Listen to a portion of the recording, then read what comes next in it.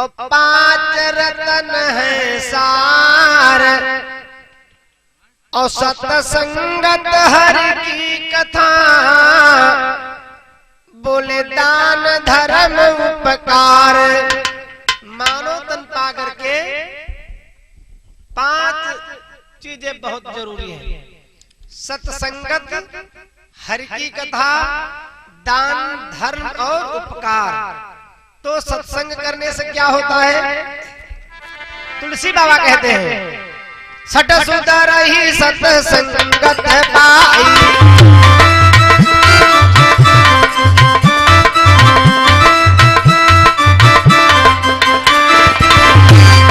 सट सुधर ही सत्संगत पाई, पारस परस कुधात सुहाई।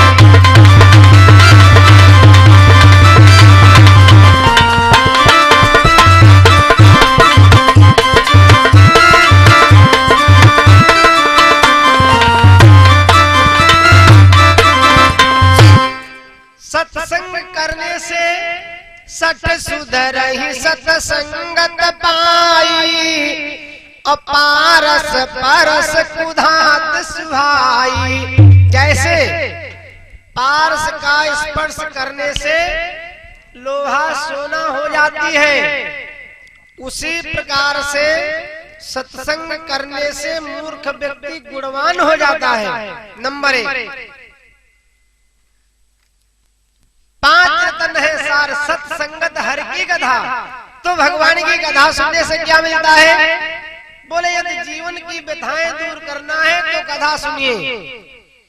राम कथा सुन करके सती का दुख दूर हुआ, राम कथा सुन करके पार्वती का दुख दूर हुआ, राम कथा सुन करके नारद का दुख दूर हुआ, राम कथा सुन करके गरुड़ का दुख दूर हुआ, राम कथा सुन करके काकभूषुंड का दुख दूर हुआ। राम कथा जीवन की व्यथाओं को दूर करती है। तो कथा सुनने से ये फायदा हो गया। दान करने से क्या मिलेगा? दान करने से धन पवित्र होगा। जैसे आपकी शुभ कमाई का पैसा हॉस्पिटल में जाने लगे, चोर ले जाने लगे, यंत्र मंत्र तंत्र बनाने वाले लोग ले जाने लगे, तो समझ लो दान करना बहुत जरूरी है। धन हमारा मित्र हो चुका है दूषित, इसलिए 10वां से जरूर दान कर दीजिए। 100 में 10 दान कर देंगे तो 90 बच जाएंगे। धर्म करने से क्या होता है और धर्म होगा कैसे? तुलसी बाबा ने धर्म करने का बड़ा सरल तरीका रामायण में बताया है। परहित सरिस धर्म नहीं भाई,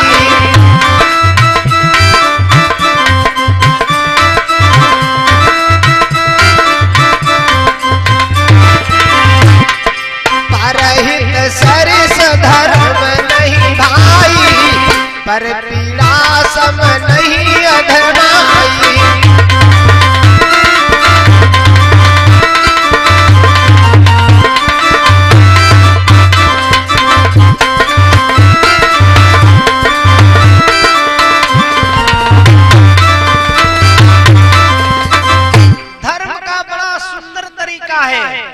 परहित सरिस, दूसरे के साथ में हित करने के समान कोई दूसरा धर्म है ही नहीं। तो यार परहित करने में तो एको पैसा नहीं लगते, पर स्वार्थ करने में एक भी पैसे का खर्च नहीं है। और सबसे बड़ा धर्म है उपकार। आइएगा नंबर 5वां है उपकार करने से क्या मिलेगा? जैसे किसी का काम रुका हुआ है, आपने 1000 रुपए की मदद कर दिया और उसका वो काम बन गया, तो इससे बड़ा और उपकार क्या हो सकता है? किसी के प्राण संकट में है, आपने जाकर के हॉस्पिटल में अपना रक्त निकलवा करके उसके चढ़ा दिया, इससे बड़ा और उपकार क्या हो सकता है? लोक में भी और परलोक में भी। आइएगा, भगवान श्री राम जनकपुर को जा रहे हैं। बड़ी सुंदर चर्चा है। चले राम लक्ष्मण मुनि संगा,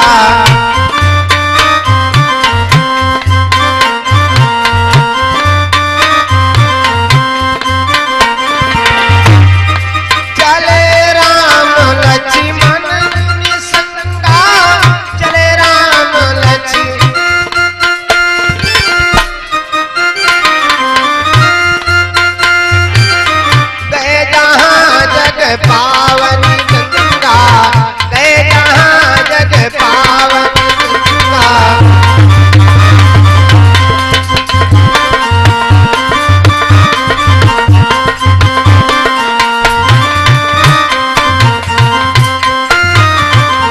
आगे आगे विश्वामित्र जी, पीछे से राम और उनके पीछे लक्ष्मण, संतों के साथ में टोली जनकपुर को जा रहे धनुष यज्ञ देखने के लिए। कहां पहुंचे जाकर के? जगत को पावन बनाने वाली मैया गंगा के पास में जाकर के पहुंचते हैं।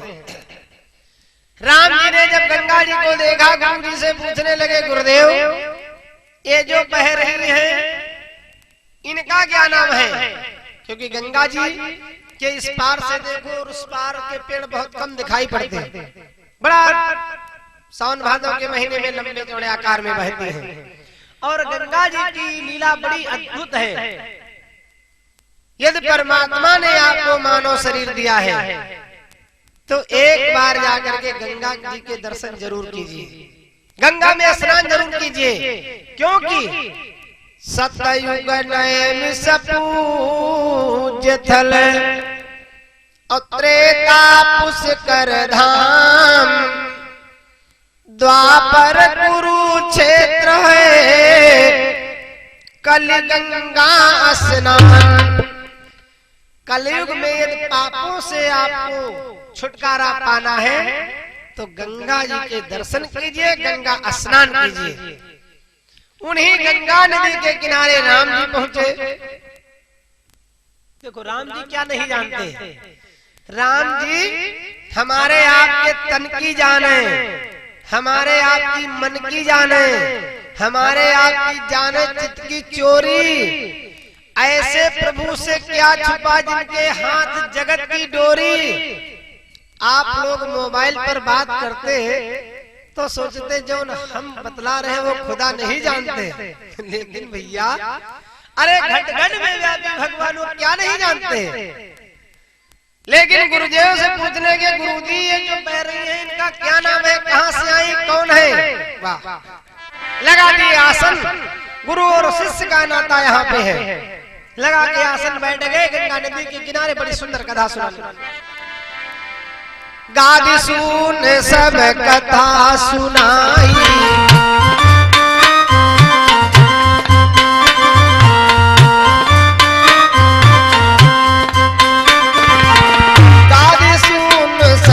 कथा सुनाई, गादी सुन सब कथा सुनाई। यही प्रकार सुर सर मही आई,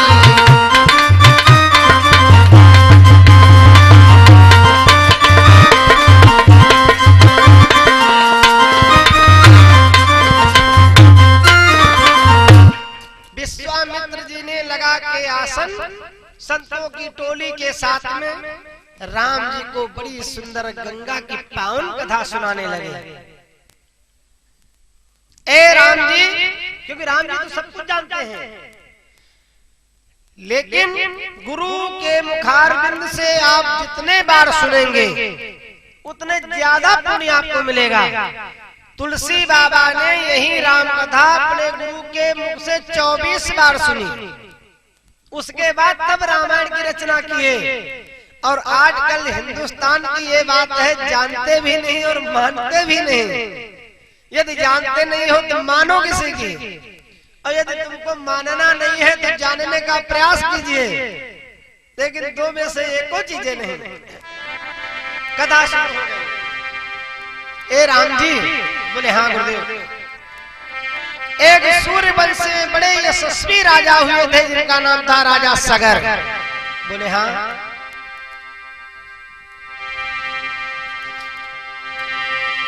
तो गंगा मैया जिस समय भगवान वामन राजा बलि को छलने के लिए गए, विष्णु लियो वामन अवतारा,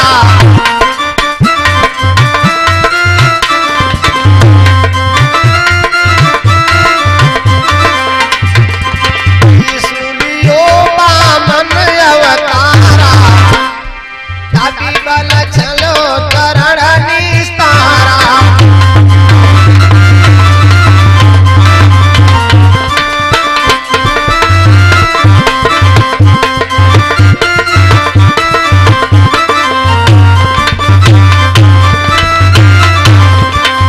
विश्वामित्र राम जी को सुना रहे, अरे राम जी, जब भगवान वामन राजा बलि को छलने के लिए गए, त्रिलोकीनाथ ने अपना कदम बढ़ाया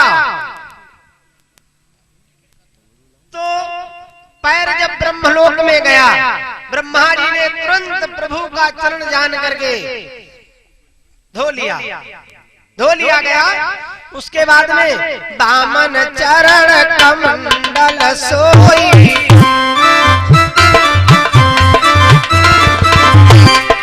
वामन चरण कमंडल सोई, यो बिरंच बेगी भूमि धोई।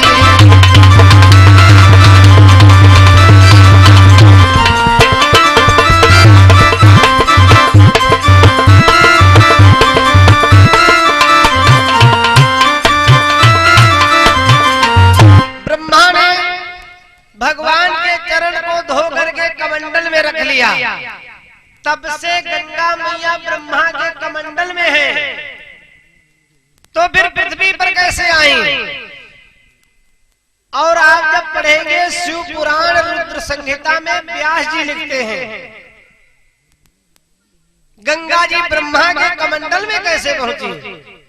तो जब आप शिव पुराण पढ़ेंगे रुद्र संहिता, तो उसमें व्यास जी ने लिखा है, एक बार की बात है, महात्मा देव ऋषि नारद को आप लोग जानते ही हैं, जहां चलते, जहां बैठते, जहां जाते, बस सुन के मुख से एक ही नाम निकलता है, नारायण नारायण नारायण। नारद जी नारायण नारायण करते हुए एक बार गंधर्व लोक में जाकर के पहुंचते हैं।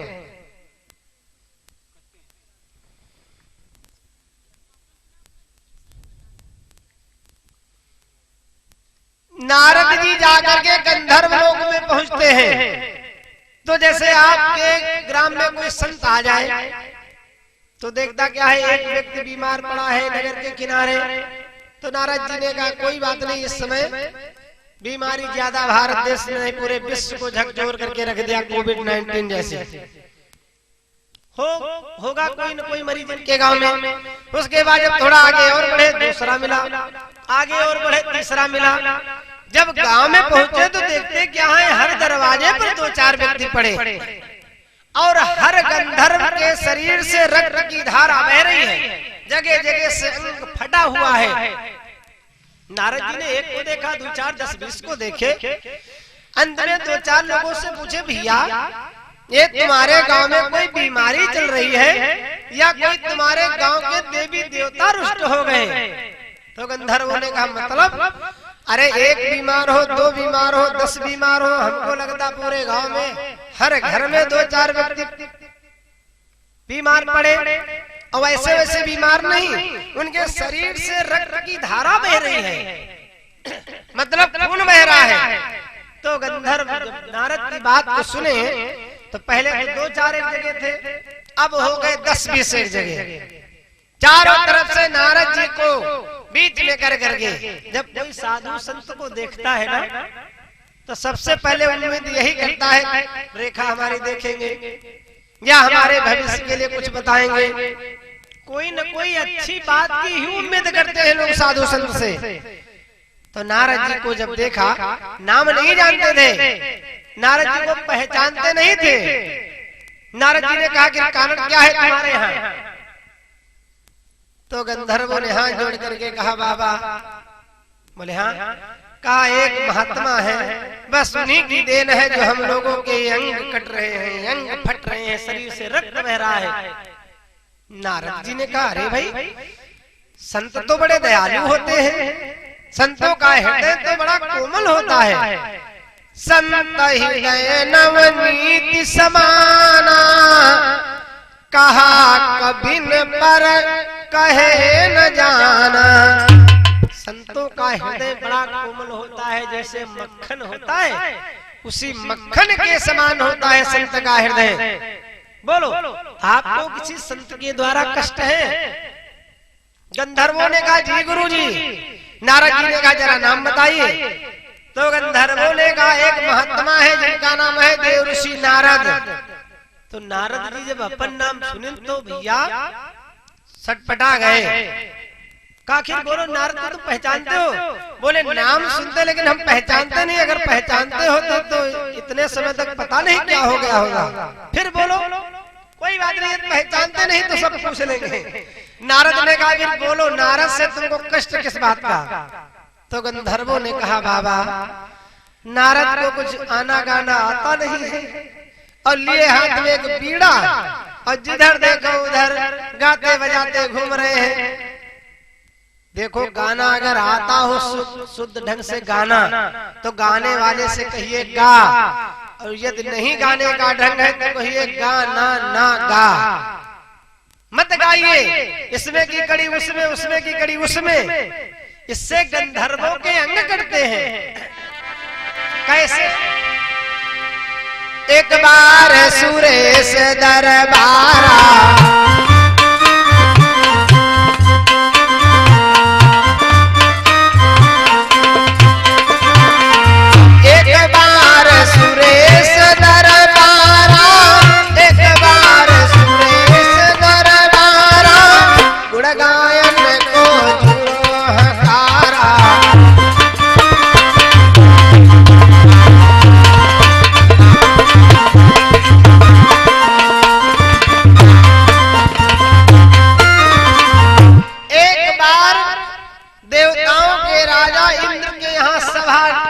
इकट्ठा हुई।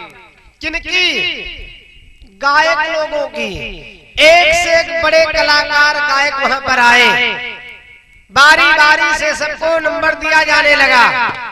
तो जो सबसे कलाकार लंबा था उसका नाम था चित्रकेतु गंधर्व। चित्रकेतु गंधर्व हट करके खड़ा हो गया, गाने लगा।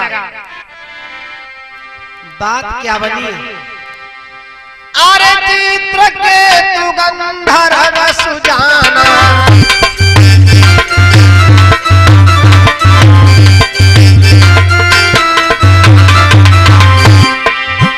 अरे चित्रकेतु गंधर्व सुजाना,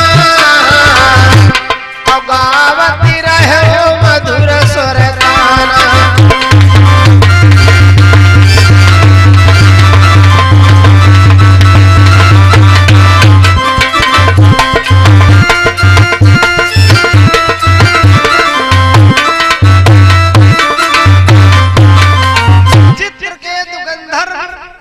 गाने लगा। उस सभा में महात्मा दुर्वासा ऋषि भी मौजूद थे। जो बढ़िया फर्स्ट क्लास ड्राइवर होता है वो एक्सीडेंट को नहीं डरता है, ज्यादातर चूक उसी से होती है। जो डर के काम करता है उससे धोखा कम होता है। चित्रकेतु गंधर्व सब गंधर्वों में सर्वश्रेष्ठ गायक है। गाने लगा, लेकिन गाने में एक गाना कट गया। दुर्वासा ऋषि से सहन नहीं हुआ। दुर्वासा ऋषि ने तुरंत उसको श्राप दे दिया। क्या बोले बाबा? अरे बाबा मुनि श्राप दीन अवरो,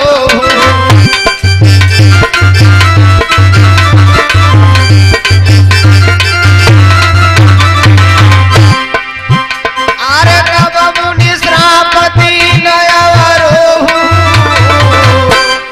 भारत जाई ब्रत तुम हो।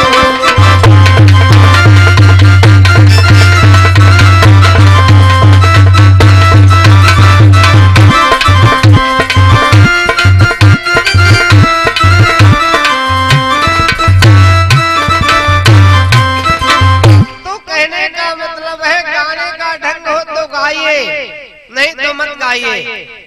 गंधर्वों से पूछा नारद जी ने, बोलो नारद जी से तुमको क्या कष्ट है? गंधर्वों ने कहा गुरुजी, नारद जी को गाना बजाना कुछ आता नहीं, जो उनके गाने से अंश छूट जाता है, बस यही कारण है हम लोगों के अंग कटते हैं। नारद जी सोचने लगे, गजब हो गया, जीवन पूरा परमार्थ में गुजार दिए हम, और हमारे द्वारा गंधर्वों को ये कष्ट है। ऐसा जीवन जीने से क्या फायदा? रामायण में नारद जी परमार्थी हैं। कौन कौन परमार्थी है? परमार्थ जानने वाली चीज है, करने वाली चीज नहीं। रामायण में परमार्थी कौन है? ध्यान दीजिए, आप पढ़ेंगे जब उत्तरकांड में, अज महेश नारद सनकादि,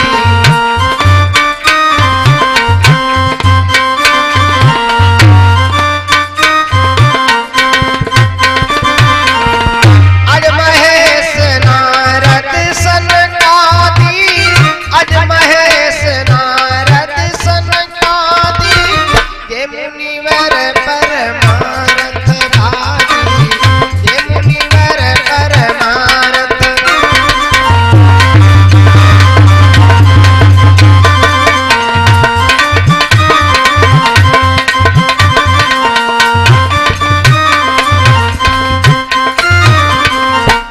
अज महेश ब्रह्मा जी, शंकर जी, नारद जी, सनकादिक ऋषि, ये सब परमार्थ में अपना जीवन पूरा बिता रहे हैं।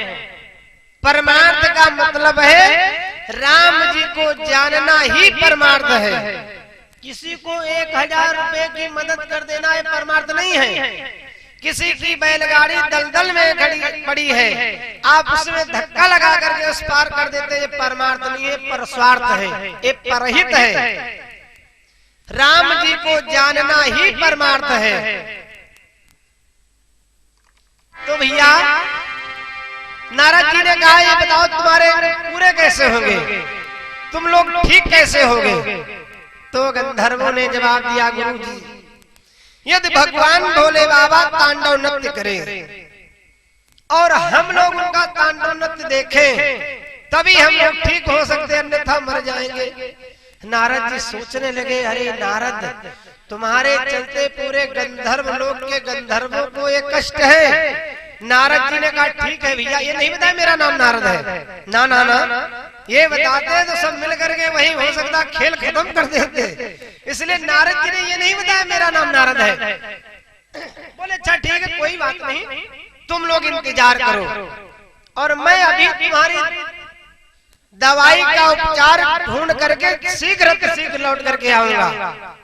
गंधर्वों ने कहा, बाबा बहुत से संत आए चले गए, चलो कोई बात नहीं, आपको भी देख रहे हैं। नारद जी ने कहा, नहीं, सब में मुझको मत गिनना।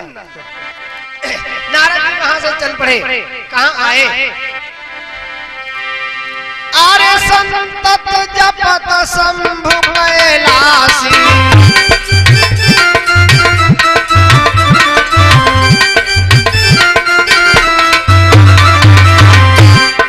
संतत जपत शंभु कैलासी, शिव भगवान ज्ञान गुण राशि।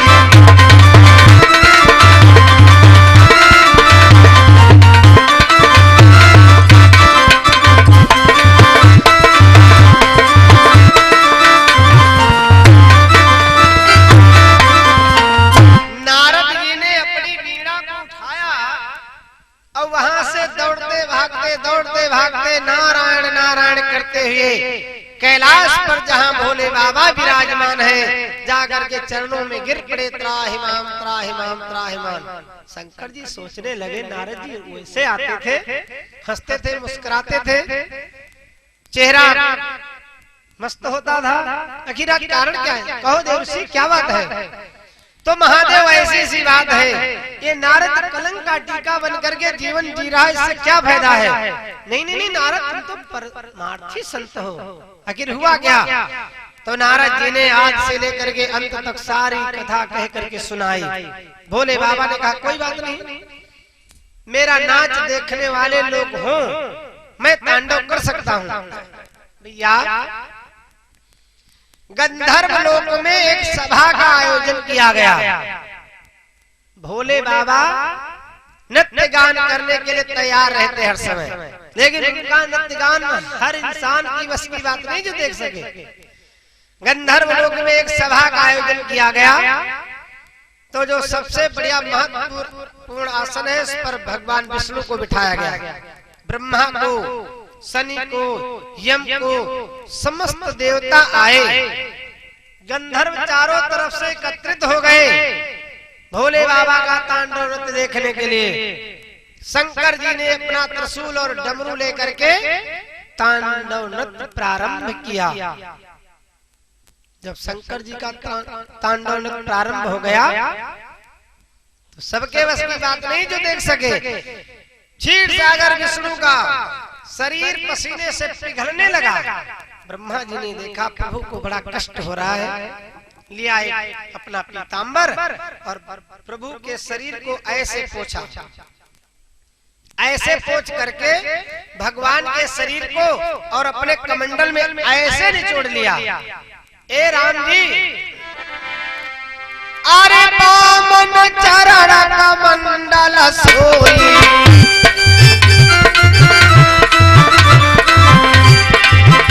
अरे बामन चरण कमंडल सोई,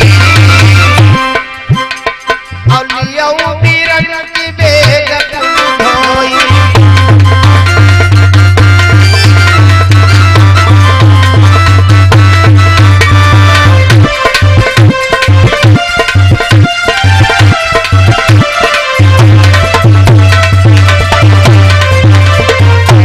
विश्वामित्र कहते हैं राम जी, तब से गंगा जी ब्रह्मा के कमंडल में विराजमान है।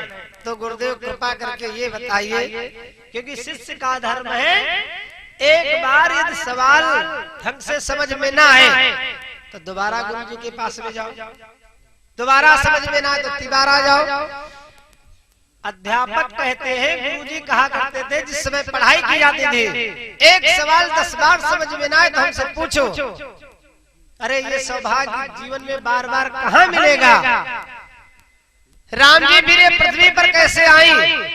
विश्वामित्र बताने लगे, राम जो घट घट में व्यापी भगवान वो नर लीला कर रहे। गुरु जी से पूछ रहे, गुरुदेव फिर पृथ्वी पर कैसे आए?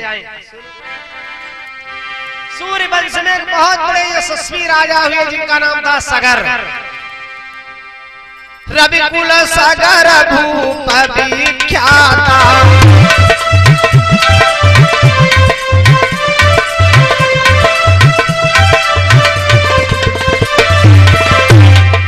रविकुल सगर भूप विख्याता, उभय नारी वर दीन विधाता।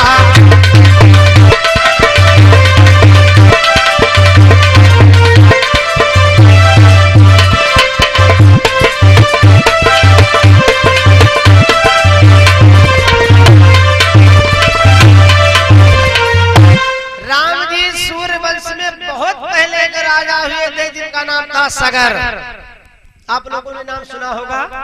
राजा सगर के 2 रानियां थी, एक का नाम था केसकी और एक का नाम था केसनी।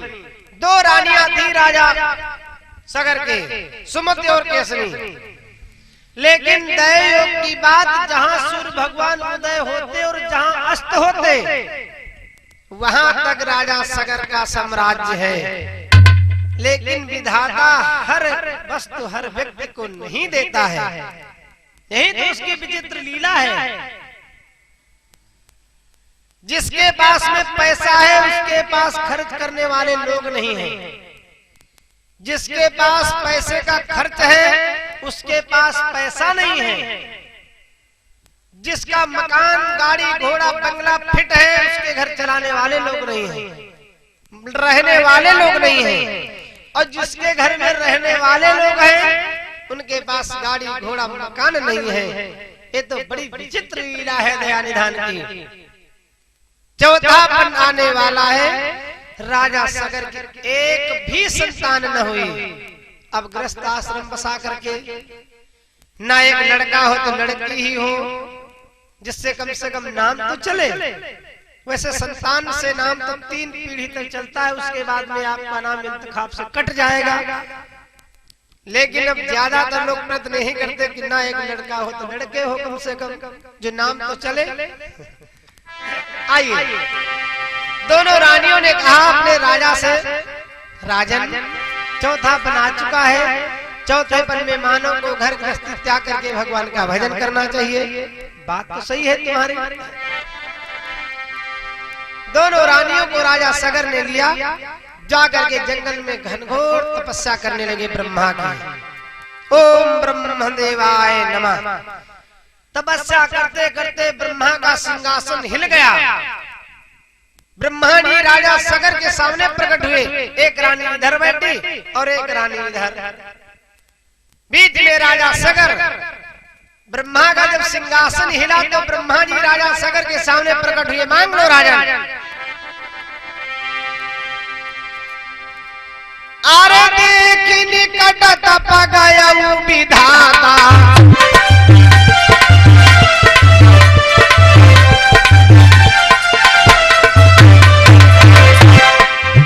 राजा सगर बड़े सुंदर यशस्वी राजा है। देख निकट तप गए विधाता, मांगहु वर प्रसन्न में ताता।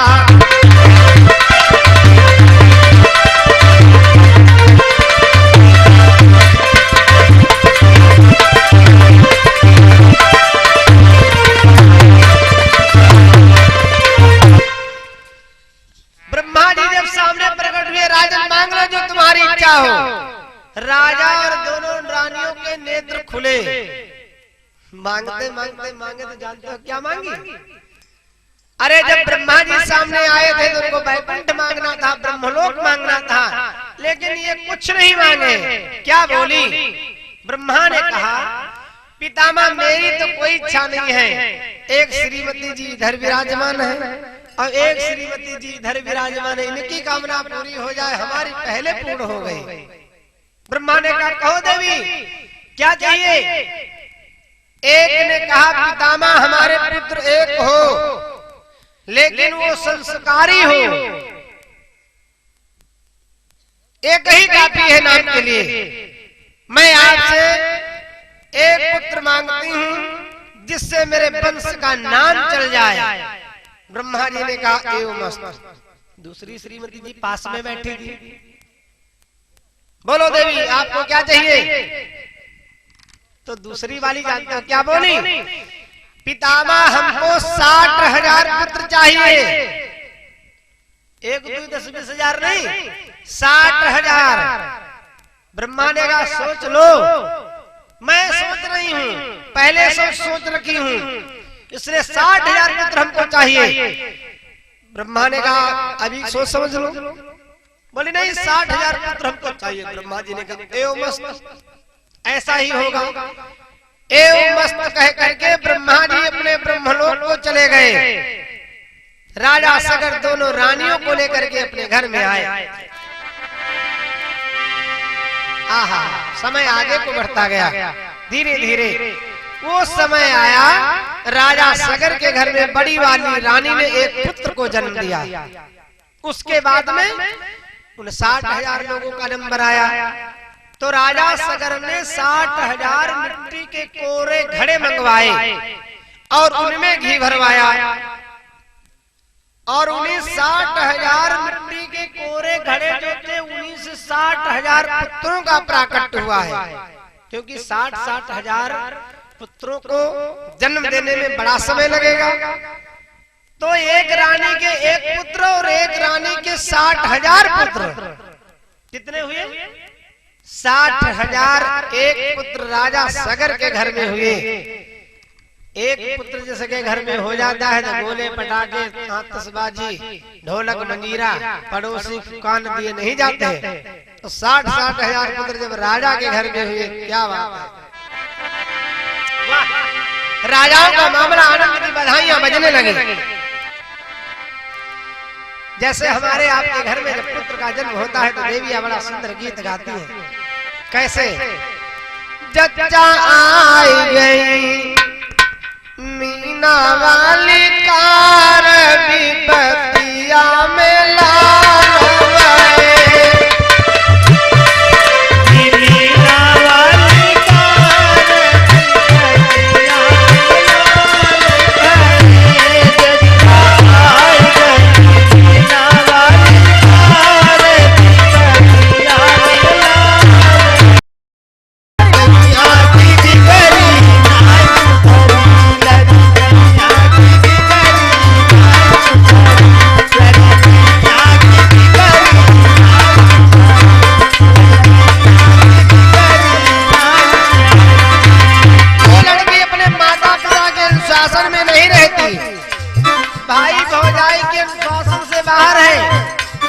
उसका भविष्य जरूर बिगड़ेगा। और सास की न माने ससुर की न माने, सास की न माने ससुर की न माने, सास की न माने ससुर की न माने। जिनके साथ में साथ भावरे घूमी गई, साजन की न मान गई बिगड़ गई सजनी, स्वामी की न मान के बिगड़ गई सजनी।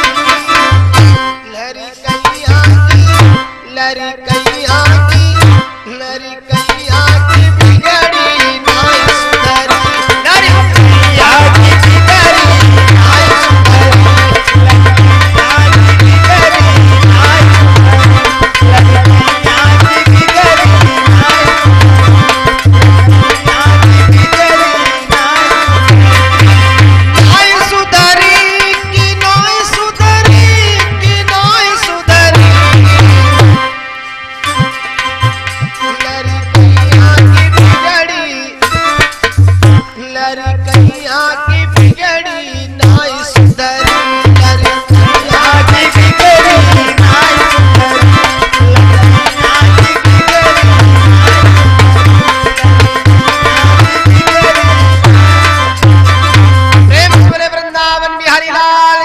जय हो। इस प्रकार से 60,001 बच्चों की शिक्षा दीक्षा होने लगी। लेकिन भैया जो अकेला होता है अपने माता पिता का दुलारा ज्यादा होता है।